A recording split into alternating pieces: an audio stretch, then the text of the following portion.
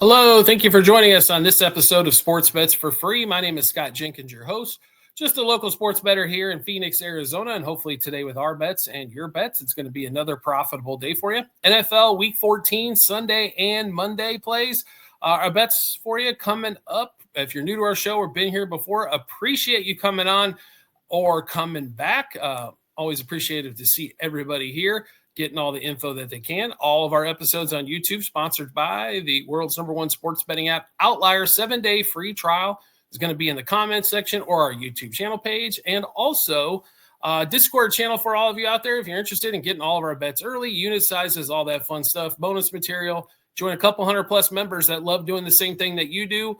It's called Sports Wagering, and get college basketball, NBA basketball, college football, NFL football like this episode here, baseball, all of that's going to be available on the Discord channel. Probably got 363 days worth of action. Only a couple days during the All-Star break do we not have any plays, but otherwise there is stuff going on every day. And not only are you going to have action, you're going to get a lot of plays as we're going to run through those here for NFL Sunday and Monday, Week 14. Let's get started. 1 o'clock Eastern time frame games. Seahawks at the Falcons. Let's just be honest here. The Falcons with Kirk Cousins do not look right. Defensive-wise, I will give Pierce Jr. Little concerned what the Falcons did by getting a couple defensive ends, but they felt they needed some pass rush. He's actually been baller lately. Now, on the other hand of things, Seattle's been terrific. The Seahawks defense does allow some big plays, but they create a ton of pressure. Sam Darnold's had his issues. They do kick a ton of field goals in Seattle. No question about that. And sometimes they do struggle in the red zone a little bit. Jackson Smith and Jigba has been fantastic. The run game could use a little bit of help. Walker has some decent games. Charbonnet seems to fill in nicely here and there. They could use a little bit more explosiveness, I think, in the run game, I think is what Mike McDonald and that staff would like. But they've been really good. They're favored by 6.5 here over the Falcons on the road, and 44.5 total here. Seahawks, we really like in this game here. I honestly think this is one of the better plays of the day. Them being on the road, laying the 6.5. Let's give you all the picks here. Seahawks -0.5 first quarter, 3.5 first half, 6.5 for the game. Sills for the Falcons under 12.5 yards, the longest reception. Smith and Jigba, 92+ receiving yards. Sills under 2.5 receptions. Sam Darnold for 234+ passing yards. Charbonnet for 1+ catch. Charbonnet for 35+ rush yards. Jackson Smith and Jigba one more time for 7+ receptions. Kirk Cousins under 21.5 completions, and Ellis under 8.5 tackles and assists. Like I said, should be a pretty barn-burning game. I think there for another chance for the Seahawks to get a win. They get this one, then they play Thursday night against the Rams, which is probably might determine the NFC West overall. As they already lost the game to the Rams, they desperately need to get that game at home on Thursday after this one here. Take care of business in Atlanta and then go try to win the division, or try to next week. Saints and the Bucks, 1 o'clock Eastern time. Bucks favored by 8.5 here, 41.5. So I heard about Tyler Shough, and they were going to draft him or Shuck or whatever the hell they want to call this guy. He is god awful. Kamara out again, so we're going to see Neal. I will be honest here. Spencer Rattler, I think, gives them a much better chance to win, but they're not going to play Rattler the rest of the season. It seems like to me they wasted a second-round pick drafting Tyler Shough. I haven't seen any life out of him whatsoever. And their offenses went downhill since he's taken over. I know Rattler's he's not your franchise quarterback. I understand that. But like I said, the Saints continue to compound bad decision after bad decision. Kellen Moore it was a bad job to take, but when you get a head coaching job, I guess, or offer, there's only 32 of them, right? So, but it is not a good position there in New Orleans. They've been cap heavy forever. They got an old defense, and they got an offense that can't move the ball. Bucks, on the other hand, have been severely limited by injuries all season long. Bucky Irving and Godwin are back, but have they been a difference where it's like, oh my God, now the offense looks great? No. Baker's not putting up monster numbers. There was all this hype early for Baker for MVP. That's fallen off the last month plus. The total here is what we're interested in. It's still 41.5. I don't know how much the Saints are going to score. Probably not a lot. So it's under for us. And this one should be one of those games. Probably don't want to spend. It won't be much on red zone because there won't be many touchdowns. Saints Bucks under 7.5 in the first quarter, 21.5 first half, 41.5 for the game. Vele under 4.5 receiving yards first quarter. Now, he did have a good game last week, but he still has not been catching a lot in the first quarter. Baker Mayfield under 34.5 yards longest completion. Tipton under 13.5 yards longest reception. Neal under 10.5 yards longest rush. Rashad White 2+ receptions. Chase Young 1+ sack. Decent plus money on there as well. Rashad White 27+ rushing and receiving yards combined in that one. In the early window, there are a couple big-time games. This might be one of them here. Joe Burrow was back last week. Here again. Cincinnati headed to Buffalo, 1 o'clock Eastern time frame. The Bills laying 6, 53.5 total here. Seems like the Bengals defense lately has been better than they were for the first 10+ weeks of the season. But they're still not great. The Bills offensively are missing some tackles, but they seem to get past that last week as Josh Allen plays well.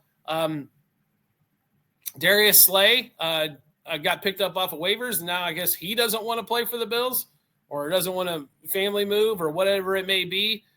I still like the Bills in this spot. At home, there's still something different. Bills -0.5 first quarter, -3 first half, 6 for the game. James Cook, 14+ receiving yards. Chase Brown, 12+ rush attempts. Josh Allen, 2+ passing touchdowns. Jamar Chase, 87+ receiving yards. Joe Burrow, 36+ pass attempts and 250+ passing yards. And one more Joe Burrow play, under 5.5 yards longest rush. I don't think Cincinnati's making the playoffs. The Bills are, but the Bills have got issues. They need to play at home. That's where they've been successful. On the road, they have not been that good. But maybe the Cincinnati keeps it close early. I just think the Bills figure out a way to keep running the ball down their throat with James Cook. His numbers are sky high this week on the rushing prop side. Josh Allen still hasn't ran the ball much unless it's close to the end zone, but I still think the Bills have got more than enough to handle the Bengals there. Next game up, Colts, Jags. We're fighting for an AFC crown here, or at least trying to. Colts actually favored by 1.5 on the road at Jacksonville. A little slap to the face there of Duval County. 46.5 total in this one. If Trevor Lawrence can go a damn week without turning the ball over, the Jags are going to win a ton of games. They don't do it pretty.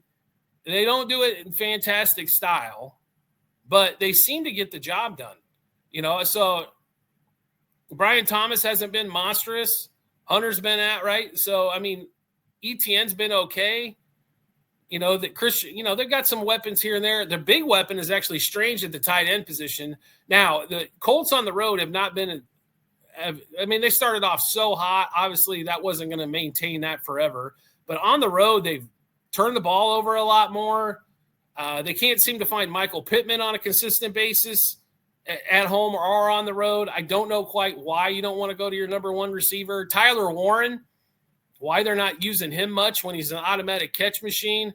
I don't quite get that either. Their offense is a little confusing, to say the least.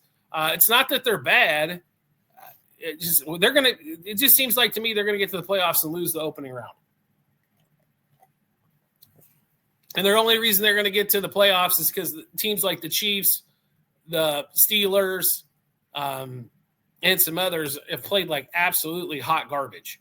That being said, this game is for the AFC South. I expect the Jags to come out and be ready to rock and roll here. Jags money line, first quarter, first half, and game. Strange, 40+ receiving yards. Daniel Jones to throw a pick. Strange for 20+ receiving yards in the first half. Trevor to throw for 220+. Tyler Warren under 5.5 receptions. Jones, 250+ passing and rushing yards combined. He needs to use his wheels. ETN, 13+ yards longest rush. Alex Pierce, 26+ yards longest reception. JT, Jonathan Taylor, who's had a fantastic season, under 21.5 rush attempts. 21.5 is an absolute boatload. Just an absolute monster number of rush attempts there.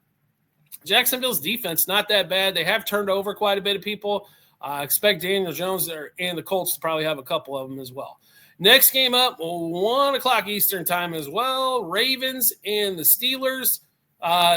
Ravens favored by 6, 42.5 is the total in this one. I'll be really honest with you. So normally, if a Ravens-Steelers game, anything over 3, you would just take the dog here. The Steelers have been, man, what the hell is going on there? You've got Aaron Rodgers. Can you try? And DK Metcalf that you paid all the money for. Can you guys try to throw it to him 5 times a game? Is that illegal? Oh, my God. That offense just looks god-awful. We need a new offensive coordinator, something. They continue to run the ball and continue not to get anywhere with running the ball. That's why we're with the Ravens here. I don't really like the line. It was 5.5 on some books, 6 on others. But you got to play the Ravens here. Ravens -0.5 first quarter, 3 first half, 5.5 for the game. If you want to play under, I don't blame you either. Roquan Smith, 9+ tackles and assists. Highsmith for the Steelers, a half a sack plus. Lamar takes more sacks than anybody I've ever seen because he's always trying to hit something way down the field. They have got to figure out how to get Lamar to throw the ball shorter routes, a little bit quicker, keep that offense moving instead of going backwards for that offense. After that, we've got Lamar for 6+ rush attempts, Jalen Warren 2+ receptions. Derrick Henry, anytime touchdown is it's not like -300 or something this week. We think he'll score. Keaton Mitchell, 8+ yards, longest rush. Next game up, another 1 o'clock Eastern time frame. Titans, Browns. Browns favored somewhere between 3.5 and 4.5, depending on what book you're at. And this total of 33.5, this looks like an Iowa college football total when they're playing like Minnesota or something a couple years ago. Anyway, Cam Ward, I don't know if you can really rate what he's done. They don't have a run game.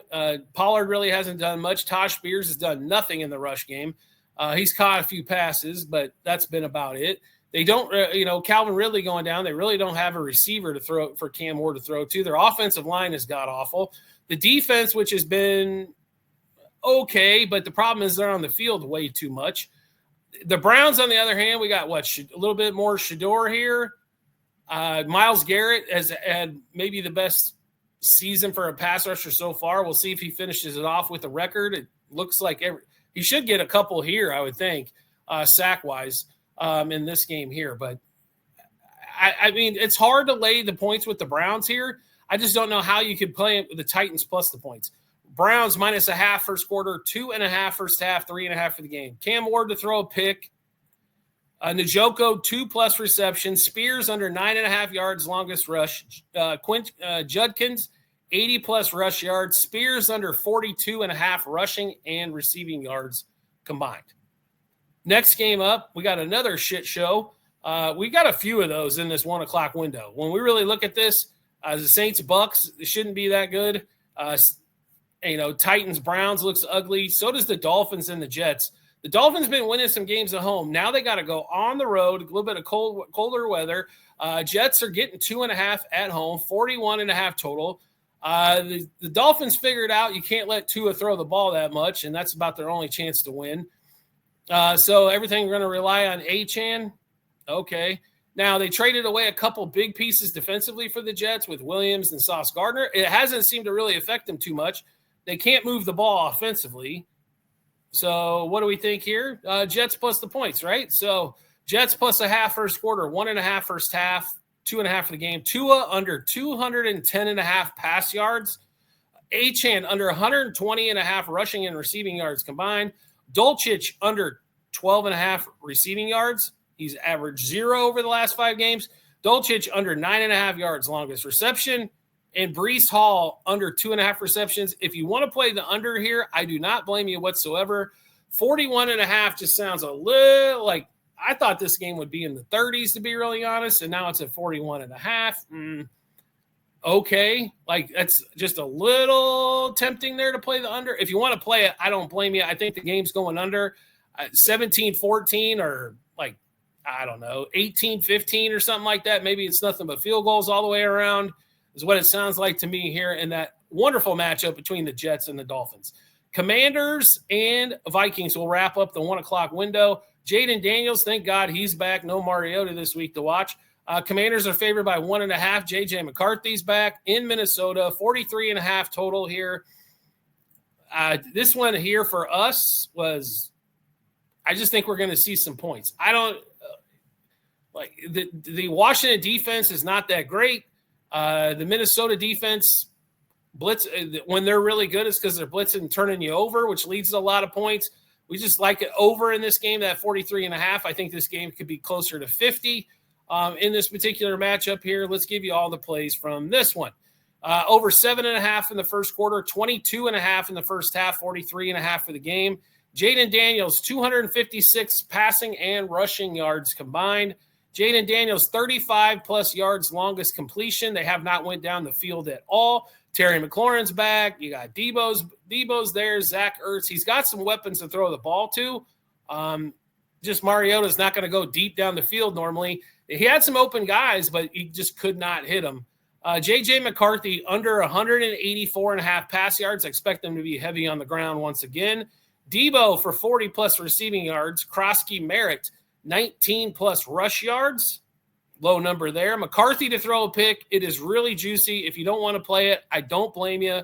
It's too juicy probably to play. We ended up playing it anyway, as we couldn't turn down McCarthy to throw a pick. Jordan Mason, 34-plus rush yards. Jaden Daniels, 40-plus rush yards as well. Now we get into the 4 o'clock window, 4:05 Eastern time frame. We got an AFC West matchup. Raiders, Broncos. God, the Raiders suck. Pete Carroll, I feel bad for him. Once again, he wanted to go with Geno Smith. I don't know why.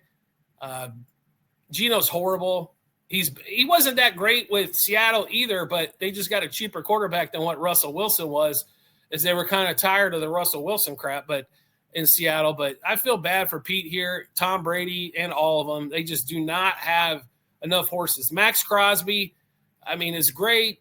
Genty's been okay, but Brock Bowers, I think, on any other team would probably be have better numbers than Trey McBride, but it is the Raiders, so it is what it is, right? This game here, Broncos favored by 7.5. They've had trouble covering games as of late. 40.5 is the total here. This is under for us. Even the Broncos defense is really good, especially at keeping them out of the end zone. Broncos Raiders under 7.5 first quarter, 20.5 first half, 40.5 for the game. Mr. Tucker for the Raiders under 39.5 receiving yards. Geno under 32.5 yards longest completion. Jones 6+ tackles and assists. Harvey under 14.5 rush attempts. I think we'll see quite a bit of McLaughlin in that one. Geno Smith under 9.5 rush yards. Bo Nix 11+ yards longest rush. Geno Smith, no passing touchdowns. Big plus money on that one, almost 2-1 over on FanDuel. Geno to throw a pick, no doubt there. Troy Franklin under 39.5 receiving yards. R.J. Harvey 3+ receptions, and Geno under 42.5 pass yards in the first quarter. All right, next game up in that 4 o'clock window, Bears and Packers. The best game at the 4 o'clock window anyway, 4:25 Eastern time frame.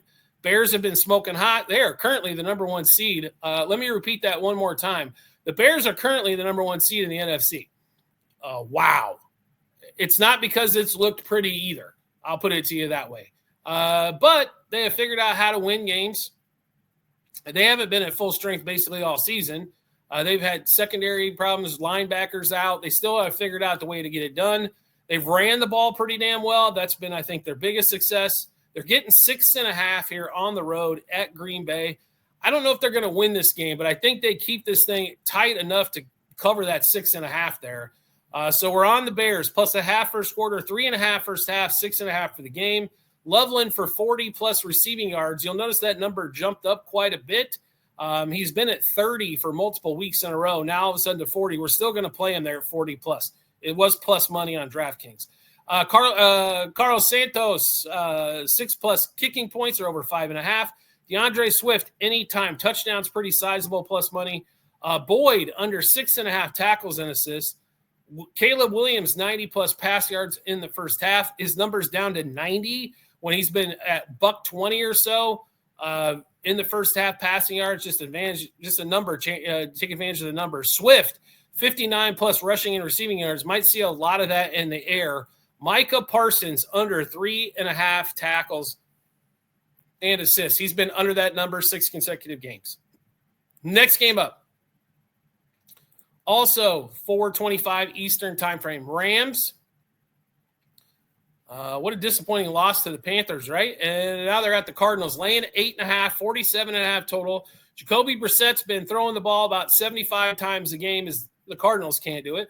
The announcement was Kyler Murray's not coming back for the rest of the season. That's a shocker, as he's going to get exfilled out of Arizona and will be a backup quarterback probably somewhere, as I don't think any team's going to want to give him top dollar. Maybe he competes for a starting job, but he's not a starting quarterback. If it wasn't for the Cardinals with Kingsbury a few years ago when he got drafted, he wouldn't have went in the first round, let alone the number 1 overall pick. But we get over our Kyler. He's just too short. Anyway, this one here, anytime it's a Cardinals home game, the rule of thumb is over, and that's what we're doing here. Rams Cards over 7.5 first quarter, 23.5 first half, 47.5 for the game. Devontae Adams, 28-plus receiving yards in the first half. Jacoby Brissett, 38-plus pass attempts.